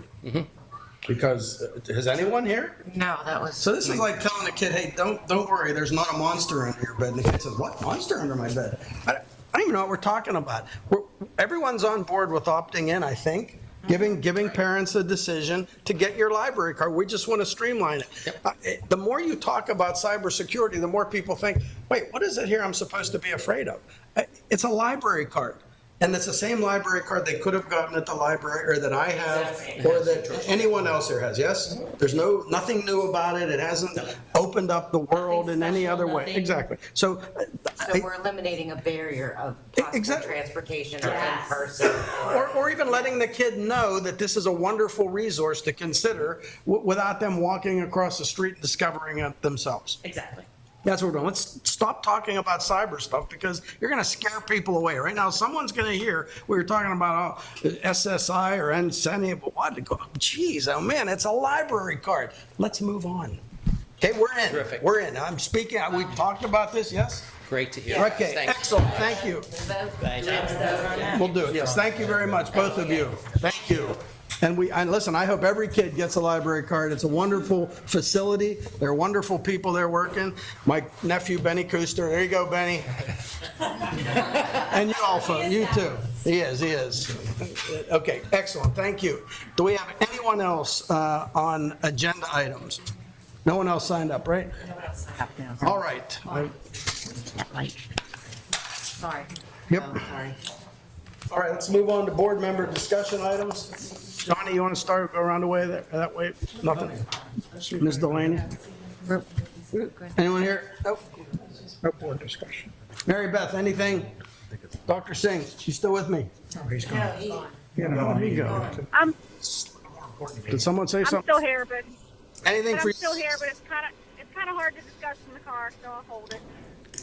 Okay. Okay, we're going to move on to section A, and Dr. Rossi is going to take over the meeting. I resolved that the Gateway Board of School Directors approves the minutes of the following previously held meetings, June 13th and June 29th. So moved. Second. Motion's been made and seconded. Any question on the meeting minutes? Nope. All in favor, say aye. Aye. Opposed? Aye. Oh, I'm sorry, yeah, I thought that was done before I got here. Nope. I'm sorry, there was an executive session, 5 o'clock to discuss personnel. Personnel. All right, thanks. Let's get going. Financial reports. Take it over. Thanks, Dr. Rossi. Resolved that the Gateway Board of School Directors approves section B1 list of bills and B3 budget transfers as listed. So moved. Second. Any questions on that? Nope. All in favor, say aye. Aye. Opposed? Aye. Thank you. Got anything tabled? We do have some. One item tabled. Yeah, we have Matt on the phone if we'd like to untable this and get this behind us. Matthew. Make a motion, untable this. Go untable. Make a motion. Motion's been made and seconded to untable. Make the motion. Sorry. No. Is he still with us or? Matt, can you hear us? First we have to vote to. I'm here. Oh. Bonnie, Here, can you hear me? yeah, let's have a roll call to untable this, Bonnie. Mrs. Delaney. Aye. Mrs. McBride. Aye. Mr. Rear. Aye. Mrs. Warning. Aye. Mr. Williams. Aye. Mr. Bova. Aye. Mrs. Cerucci. Aye. All right, so now it's been untabled. Scotty, you wanna? Yeah, Matt from Atlantic Coast, would you like to address the board with your proposal? And just before you do that, just to be clear, everyone's on the same page. This is to approve the use of baseball fields for the Atlantic Coast sports, and there's a number of dates through the end of July. Sort of the critical piece of this was the price. The price, which is what's being discussed and debated. So just want to get everyone up to speed. And one last thing, just to be clear, has anything been paid by Atlantic Coast to this point for the dates they've used? No, sir. All right, nothing has been paid to this point. And how many, all the dates that listed, are those the dates where games have taken place? I don't know. Some of them, but not all of them, correct. All right, so we'll get that accounting, Mike. How many? All right, so go on, sir. Sorry, I just wanted Can to. I just ask one thing? Yeah, of course. Is it just baseball or is it baseball and softball fields? It's both. Okay, that's not, I just want to clarify. Gotcha. So we'll need to add that somewhere, unless it was in the original one. All right, go ahead, sir. Sorry. Sure, no problem. Thank you for allowing me to call in this evening. As you guys know, my name is Matt Danis, and I'm Atlantic Coast Sports. We've been utilizing the Gateway facilities for a number of years, 10 plus years, I believe. We're happy to be back because we haven't been able to use them since prior to COVID. But thank you, Mr. Williams, for passing along a packet last board meeting as I was unable to attend. My hope is to continue to utilize the Gateway facilities with the potential to work on some of the pricing due to the large volume that we'll be using the facilities, to be in line with some of the other similar facilities that we use in the area that are comparable to what you've built up there. So I put some of those in the packet so I'm sure some of you have gone through them already, or you may be aware of a lot of them, but the first one you see in there is Plum High School. And the way that they do their pricing is they do $50 an hour. And then they also charge a custodial fee on the weekends or after 5 p.m.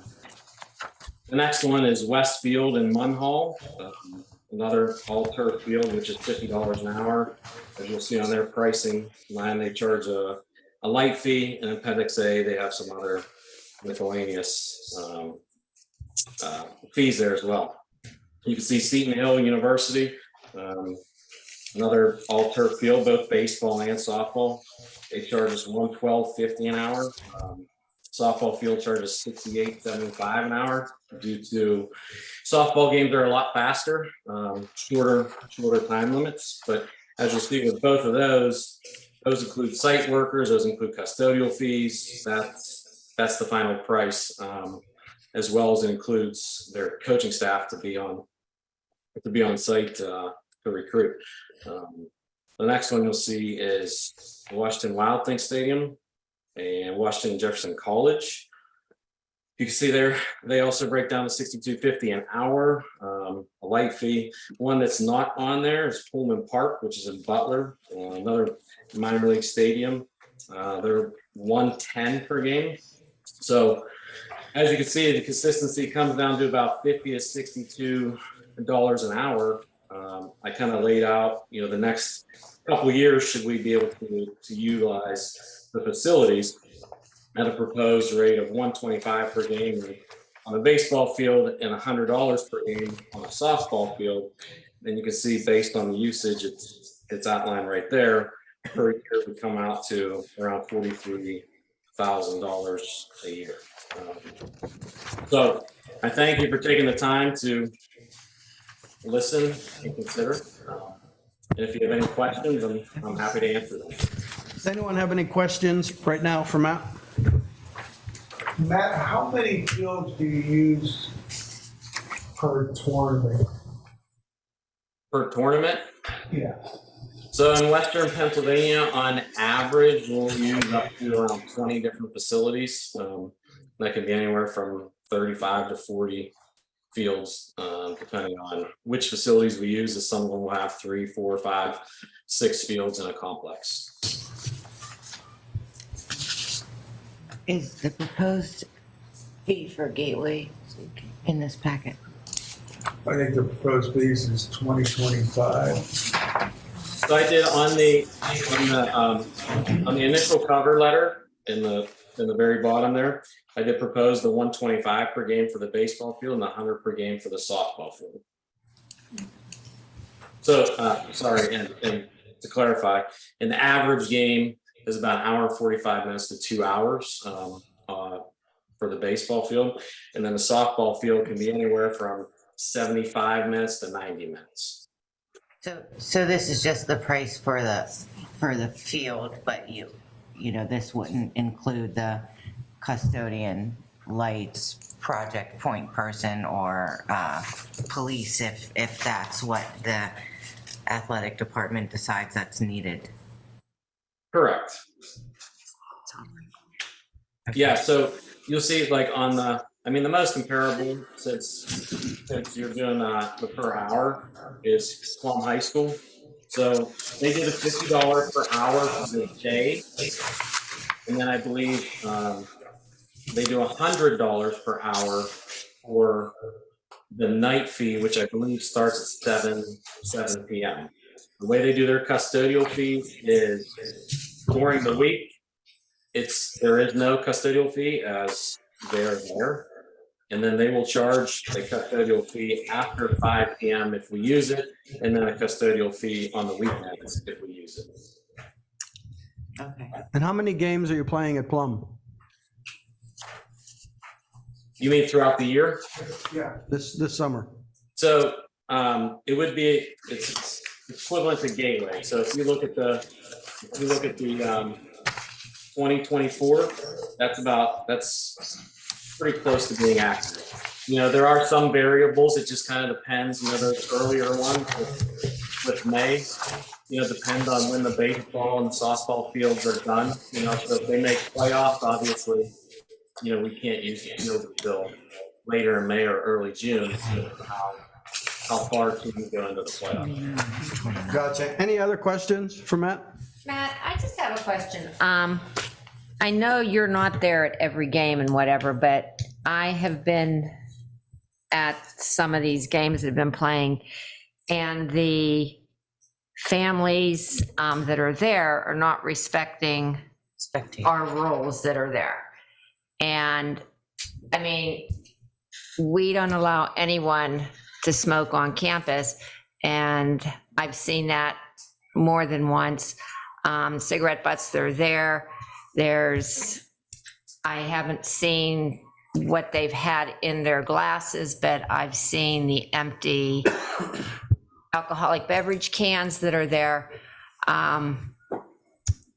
So, I mean, these are a concern. We have phenomenal facilities, and I was just up there a day ago and seeing the wear and tear on our turf that's just been in there. I'm going to ask Coach Hall his input, but we have a warranty on this turf. I believe is it 8 years, and it's only been used for 3.5 months now.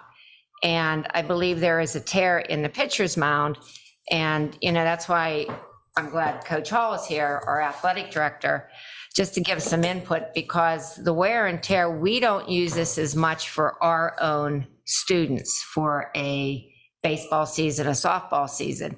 And this is a concern, at least our families are respecting our fields. And when we have other ones coming in that don't, we're the ones that are having to deal with, the cleanup and everything like that. So, that's a big concern to me. I'll try to address that as best as I can, because I think that there's a few different items in there. In regards to rules, I've never been presented with rules. Now, there are certain rules that people should know and should abide by. For instance, we don't allow metal spikes in our tournaments. So it doesn't matter what field it is, it's not allowed. We switched to that rule a number of years ago because the Latrobe athletic director at the time, Mark Mears, would tell the kids that they could use metal spikes because the Steelers use their field, so they were insured for it, so on and so forth. And we asked them, please not do that. So a number of years ago, we moved to that rule as a standard. So that's just metal spikes for one, because I think that could possibly go into what you were talking about with the wear and tear. As far as alcohol, we do have people that are there on site that know exactly what they need to be doing, that do walk around and do laps to not only talk to the teams, walk through the dugouts to make sure that there's no seeds, because there's no seeds allowed at any of our facilities that we use, turf fields, and gum. Excuse me. I think that as far as alcohol, I can't answer that was that our people that we brought in that were using alcohol. I know there are other people using a facility. Was it there before? Did it come in after? Did people come in after us on a Friday night? Did somebody just go up there? So I can't answer that question there, except for the fact that we have a zero tolerance for alcohol. Again, we don't go look through the garbage cans, so I don't know the answer on that. There was a situation where we were called because somebody was on the auxiliary field. which we quickly went and got somebody off the auxiliary field. But, you know, it's a little bit hard when there wasn't a fence up at the time and there wasn't even a yellow tape or anything up. Now, anyone should know that's a construction zone. You should not be on that. You know, as far as the normal wear and tear, I think a lot of what happens, and we dealt with this up in Monroeville Park, is a lot of times it looks like there's wear and tear, but it just is quickly resolved by the grooming. You know, specifically softball, you know, we had to ask a number of times at Monroeville Park for them to bring us extra rubber so we could just put rubber in, because that's all that we've done is just to groom the rubber in with your hands.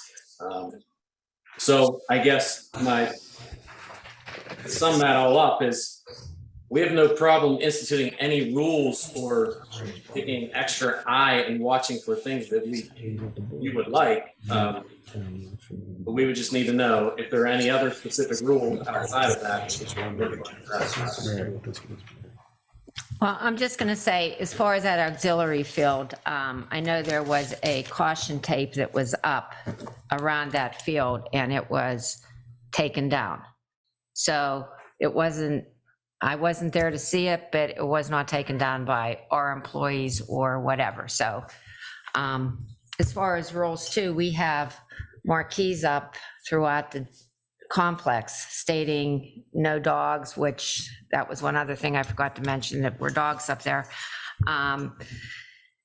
No alcohol, no smoking. So these are just things that are of concern to me, being on the board for what, you know, we are asking our taxpayers to pay, you know, for our facilities. We just want them to be taken care of. And recently we have just come up with a new fee schedule that the board has approved, and the recommendation that was given by our director of facilities, we were not aware of.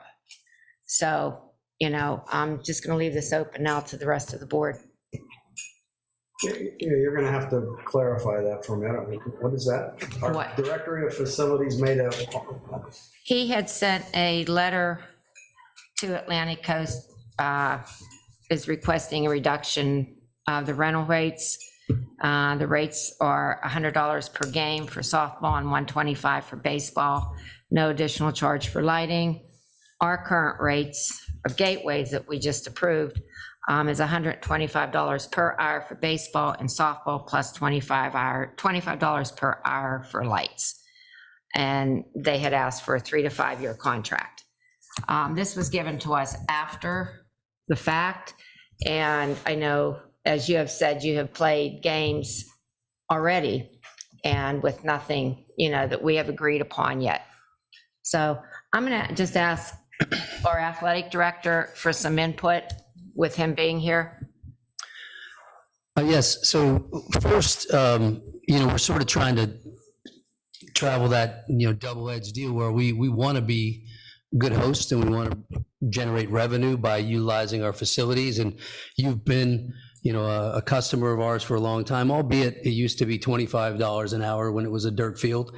And it's an increased price because of the $2.5 million investment that we have in that facility on our campus. Couple concerns I have is we have had teams show up in metal spikes. They looked at Google Earth rather than maybe got any direction from anybody in your organization. And we had to kind of shoo them off the field and say, you can't wear them in this game. We had a lot of barriers up on that auxiliary field that were ignored. All the trash is always emptied before an event starts and after it ends. And that's how we became aware of things like beer cans and a lot of cigarette butts. And there were some allegations of witnesses of weed smoking, things like that. Now, my concerns as an athletic director and a steward of our facilities are that we do need somebody on site. I spoke with a Gateway grad who's about 22 years old who was handing out the baseballs, and I spoke with a couple times on one day about the metal spike thing as it came up that day. Asked them to get some people off the auxiliary field. I feel like we need representation to sort of be a steward and a protector of our facility And I know it's tough when you have many facilities at the same time to get those managed. But I'm not sure that all the communication that needs to happen about the rules that you have are even getting to some of the teams that come from other places, as well as I don't know that the representation that you have on campus is equipped to handle situations that might come up where people just blatantly disregard the rules. So I think there's a middle ground here to be found, and I think we certainly would like to have you on board. But I would appreciate, the consideration of having, I don't have a problem with the hourly rate becoming a game rate, but I do think we need to look at a custodial fee as we're doing a lot of work with them. And I do think we need to look at some kind of supervisor fee on our end. I don't know that we can trust the operation as it is right now for all the people to behave the way we want them to behave when we're supervising events.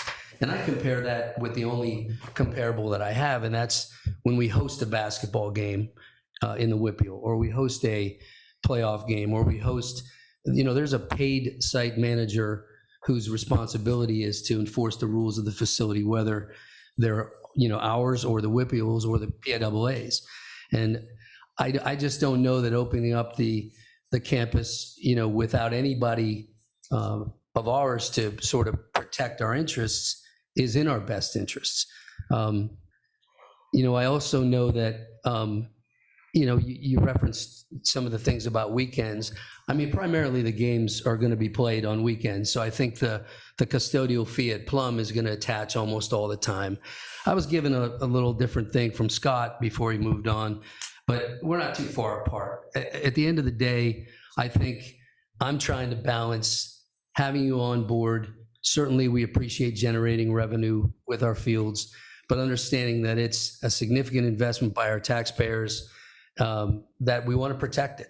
And I'm just being as honest as I can be, that I want to make sure that we receive a fair price, but at the same time, we look out for the interests of our fields while we're doing that.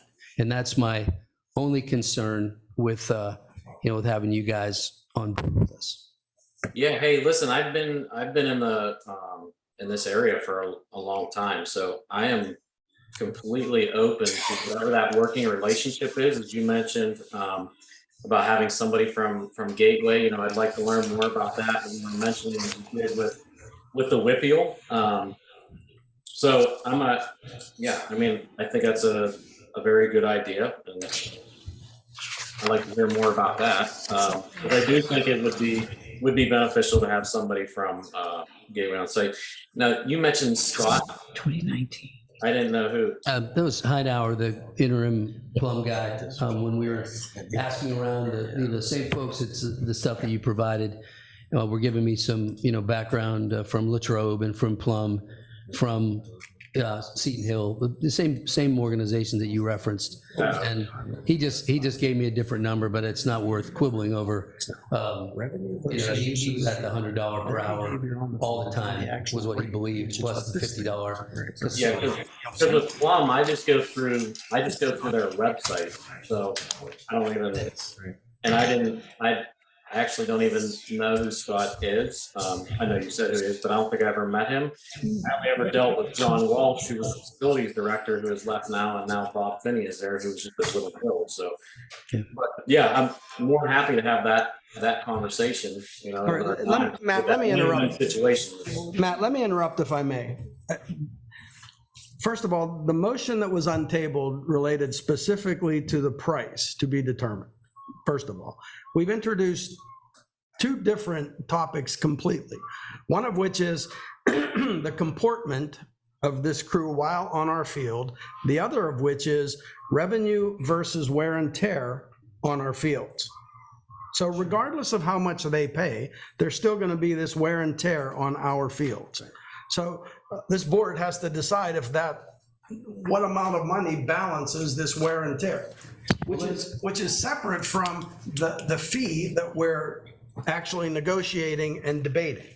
Well, there's two elements, and I agree with you, but the part of it that connects, and maybe I didn't state that very clearly, or articulate it. The fee structure would change if we were to pay $25 an hour for a site supervisor and $25 an hour for a custodian, as we asked for a $50 fee in our current Right, policy. understood. So The price that's been proposed is $100 a game with no other fees. So that's why I bring up those. I think we're not going to get volunteers to come and Right, supervise of the course. site, and certainly not to clean the facility after. And those volunteers would likely be ignored by the type of person that we're discussing who drinks and smokes and trashes a tournament baseball game. So the thing that Matt and you seem to have agreed on is a further kind of negotiation for both that fee and then the additional fees, which is fine.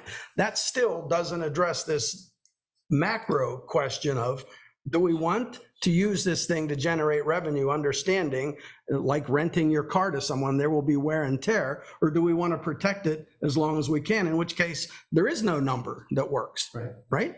To address that, a couple things. I had a couple conversations with other full turf people today, and there are districts that take a year where they don't allow anybody on their field, for that purpose, and say we're going to, almost like you let a crop rest in the agricultural world. We say we're gonna take a season and there's gonna be no outside baseball being played in our turf field this year because we want to maintain it, for its longevity. I actually talked to 3 different districts who have that sort of their built-in policy. So they bring people in for 2 years and then say, hey, next year we're gonna close out anybody from the outside and let the field sort of recover. And again, it's not.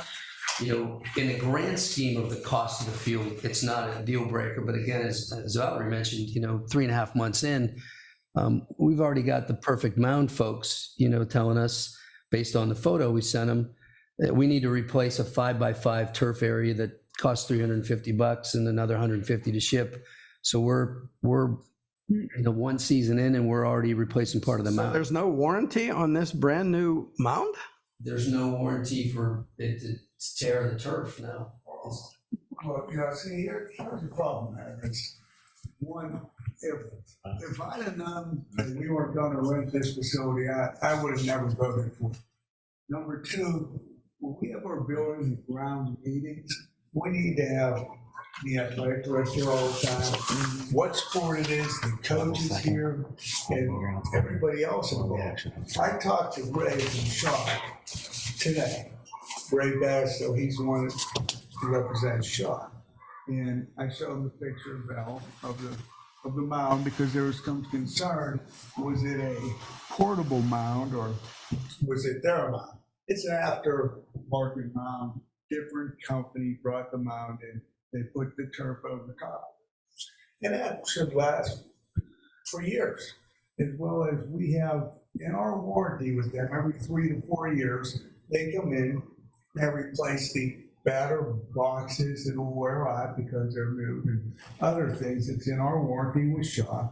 And our coaches and our athletic director would have been informed that after each game, the coaches go out to the mound and put some of the rubber back in there. And that these fields should be groomed every 3 to 4 weeks. And the average life is about 8 years to 10, warranty-wise, 8 to 10 years. But they're finding out they're getting more life expectancy out of these fields, up to 15 to 16 years being used. If things were run right here and the Buildings and Ground Committee would meet and you would know all this, or coaches would know this, we wouldn't have that wear and tear. And we could look back and maybe realize if we host the WTIL, PIA events, that, there was a lot of people coming in from the community because it's your community team coming in here in the playoffs. And you're getting the whole community, not just parents. Where this outside group here, they're mainly parents in here. They've been here for 10 years, never had a complaint, nothing about cigarettes or alcohol or this or that, da-da-da-da. Now all of a sudden we got this Taj Mahal here. We're gonna price ourselves out of it and not see any revenue at all. It's ridiculous, and I would have never voted for it. And I think going on here, Buildings and Grounds wise, that we need people involved here from day one, coaches, athletic director, superintendents, and the board, and everybody get informed that, how many years the turf's good for, how to maintain the turf. And it'll last us for 12, 15 years as long as you take care of it. And I hope going forward that this does happen, because it is a huge investment for this community and taxpayers. And it was, to not even allow our taxpayers to use it is a slap in the face to our taxpayers too. They're the ones that pay for it. And for them to come to the school board to ask to use their own field is ridiculous. And I'm ashamed, of that happening. I apologize to them. But in the long run here, I hope that going forward here that we form a committee, either through the school or outside somewhere, that we can approach companies, Sheets, PNC Bank, UPMC, Forbes, to invest in our fields, put their names on our fields, to help the taxpayers here recoup some of this money. I think that ACC would be a great host here, and I think it'll help offset some of the costs in the future. The money that we get from them and anybody else that rents out the field should go into a separate fund, set aside, so 8 to 10 years from now, when any of the fields do need replaced, it'll pay for it.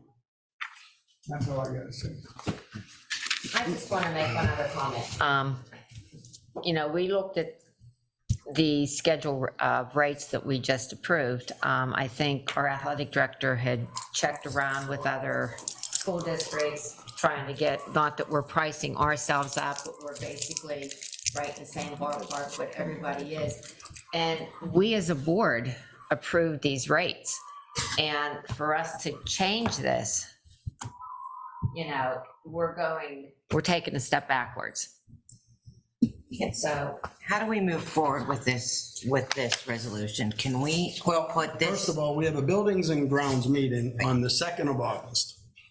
And Don Hall has suggested that he thinks further negotiation is warranted, or discussions are warranted with Matt concerning Atlantic Coast sports, to try to come up with a number that's a compromise. Ms. Warning seems to want to stick with our number.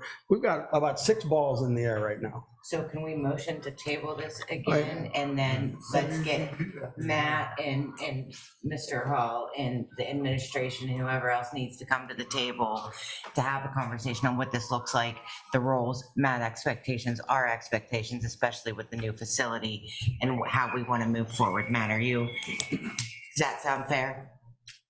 Yes. Can I just make one suggestion? We still have games that are going to be played. Could we have a site manager or someone that it will be available, that will be overseeing the facilities until these games are done? Matt, would you be opposed to that? No, but we start tomorrow. And we have this weekend, and then we do not have anything next weekend. I was notified today that your parking lot is getting milled and paved next weekend. So we will be unable to use it anyhow. So it's just this last one. Oh, okay. All right. Motion to table this item for further conversation. Motion's been made and seconded. Are there any further questions? Yeah, that's right. I'm sorry. All in favor, say aye. Aye. Opposed? And Matt, somebody from here will get a hold of you. That is not me. Okay, thank you. Thank you. Right, Ms. Jessel. Thank you, Dr. Rossi.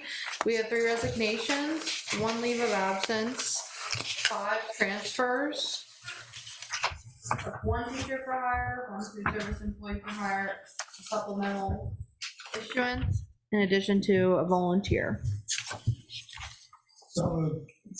Second.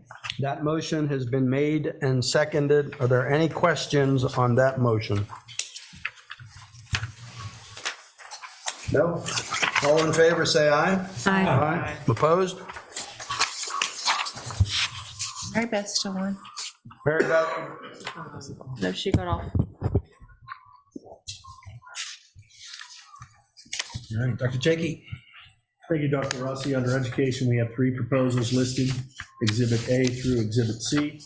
Item number 2, we have approved the proposal with Monroeville Public Library for district participation in library cards. Item number 3, designate Moss-Side Middle School inactive. Item number 4, 2 facility agreements as listed. Item number 5, final approval of revised board policy 006. Item number 6, approve to continue participation and/or participation to joint cooperative purchasing groups, agreements, and contracts for the 23-24 fiscal year as listed. Item 7, exoneration of district real estate tax collectors for the 22-23 fiscal year. A, municipality of Monroeville. B, borough of Pitcairn.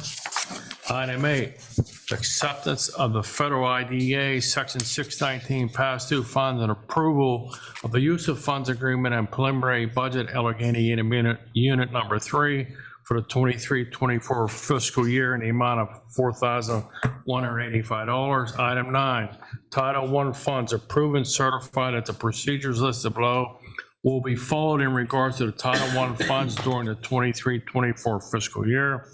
Item 10, acceptance of federal pass-through funds and approval of the statement of agreement developing future special educators grant to Pennsylvania Training and Technical Assistance in the amount of $7,500. Item 11, change orders, Gateway Middle School renovation project construction fund for the 23-24 fiscal year as listed. Total net change order amount of $98,907.08. Grand total of all net change orders for the middle school renovation project is now $2,566,242.42. Item number 12, hire arbitrage compliance to perform the annual arbitrage rebate calculation services for the total cost of $650. Item 13, approve the replacement of school messenger and mass communication system with Parent Square for the 23-24 school year in the amount of $15,058.05. Speaking of fields, item 14, Shaw Sports Turf to Turf the Gateway Middle School renovation project baseball field as depicted in Exhibit I. A, provide turf for the infield only for a total cost of $641,732. Or item B, provide turf for the whole field in the amount of $1,163,406. Thank you, Mike. So moved. Second. Motion has been made and seconded. Let me ask the first question. Oh, this isn't a question. I talked to Mr. Brown yesterday, maybe the day before, I don't know, about getting a price on grass for our fields over at New Gateway Middle School instead of this turf for the obvious reason. I don't know. Can we table this one until after the August We can take 2nd? number 14 out of this. Yes. So someone should make a motion to table number I'd like to 14. make a motion to table 14. Second. Motion's been made and seconded. All in favor, say aye. Aye. Opposed? Thank you. All right, how about the rest of it? Questions on the rest of it? There is a motion for the rest of it. I have, Yeah. Yeah, so I'm asking if there are any questions. yeah. Okay. Yes, ma'am. Okay, under, this is going back though, number 3, designate Moss-Side Middle School inactive. I'm trying to understand what that means, because it has to be considered active up until October? Yeah, PD has granted us some flexibility there, so you could, in order to close it, it takes a process of 90 days, which the timeline is missed for that. So that process will probably start in January. So if you make it inactive, you just can't have an enrollment here. And so if we want to do something in January and say, having a cyber academy or Coming something, January. yeah, we could do that, but we just can't have an enrollment here. Oh, okay. But eventually that will close. Okay. And then we'll be able to do whatever, and Yes. because we don't have an exact timeline of when the new building's open, which will be discussed later, this needs done for procedural purposes. Is that what you're telling me? Yep.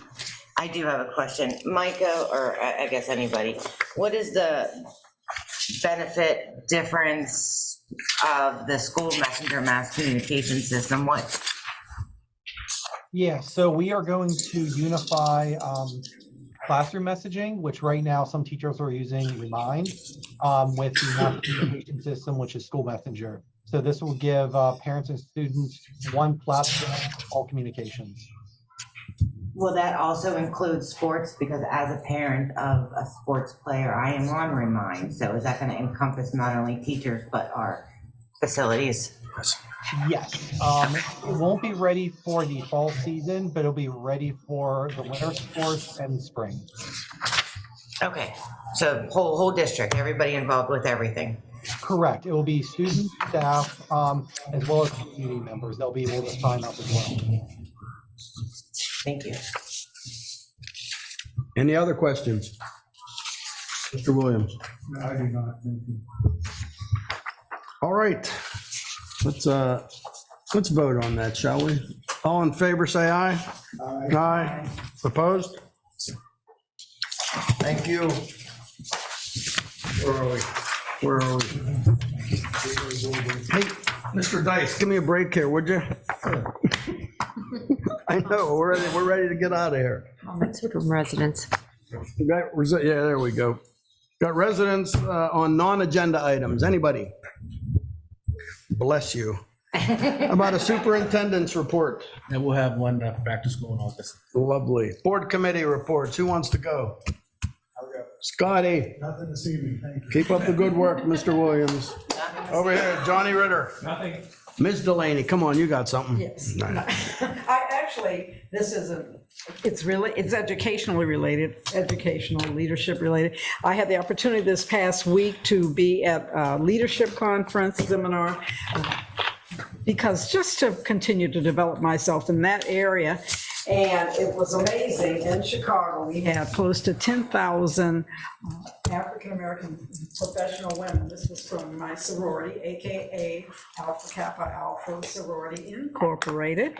And it's just amazing because this is the kind of thing that I'm always hoping to inspire, encourage young girls who may not always see themselves as worthy, may not always see themselves as valued, but to know, yes, they can be succeed, they can be very accomplished in their lives. So this is when we talk about mentoring, we talk about the various aspects of how we can have impact. And I just wanted to share that because we constantly try to do things that we can be impactful. Okay. Thank you, ma'am. Ms. Warning? Nothing at this time. I have nothing. Do I hear a motion to adjourn? Motion to adjourn. All in favor, say aye. Third.